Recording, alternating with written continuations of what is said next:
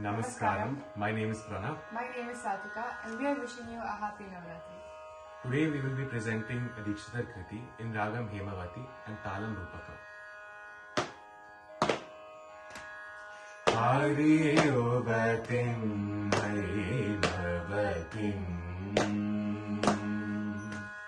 Hari Yogatim Hemavatim Hari Yogatim Hemavatim Aradayami Satatam Hari Yogatim Hemavatim Aradayami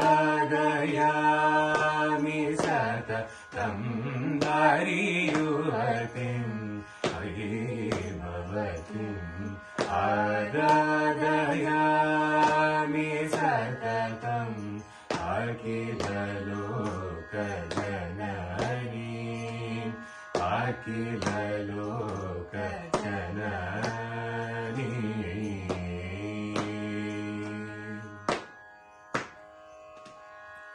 Narahari Hridayani Vasini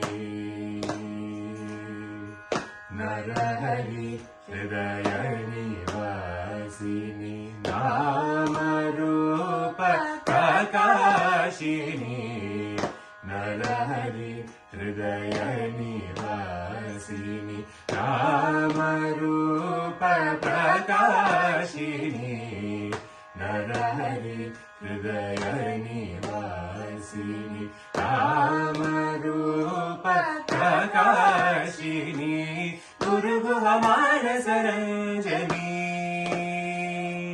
Guru Guhamana Saranjani Guni Jananuke Niranjani Guru Guhamana Saranjani Guni Jananuke Niranjani Hari Yuvatim Hemavatim Guru Guhamana Saranjani Guni Jananuke Niranjani Hari Yuvatim Hemavatim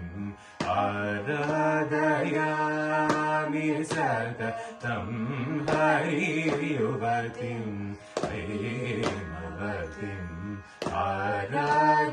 Aradayami Satatam Akila Loka Janani Akila Loka Janani Hari Yogatim Hemavatim